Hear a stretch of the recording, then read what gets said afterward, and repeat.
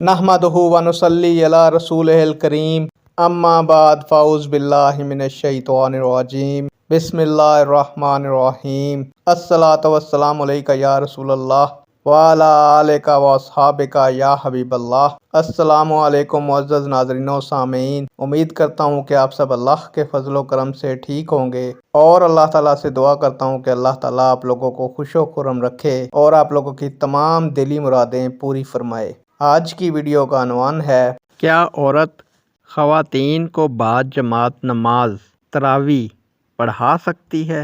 उम्मीद करूँगा कि ये मालूमात आपके इल्म में इजाफ़ा फरमाएगी और आप इस वीडियो को शेयर करेंगे, चैनल को सब्सक्राइब करेंगे ताकि दूसरे लोग भी इस मालूमात से मुस्तफ़ीद हो सकें। बढ़ते हैं वीडियो की जानिब। प्यारे दोस्तों, एक रवायत से साबित हुआ है कि दीनी तरबियत और इबादत इलाही में रग़बत और शौक़ पैदा करने के लिए अगर औरतें जमा होकर बाद जमात नमाज अदा करें तो इजाज़त है।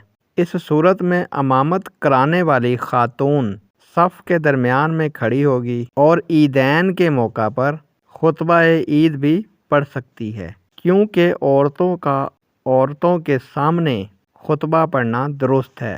फुक़हाए कराम ने लिखा है कि औरतों की और नाबालिगों का इमाम हो सकता है।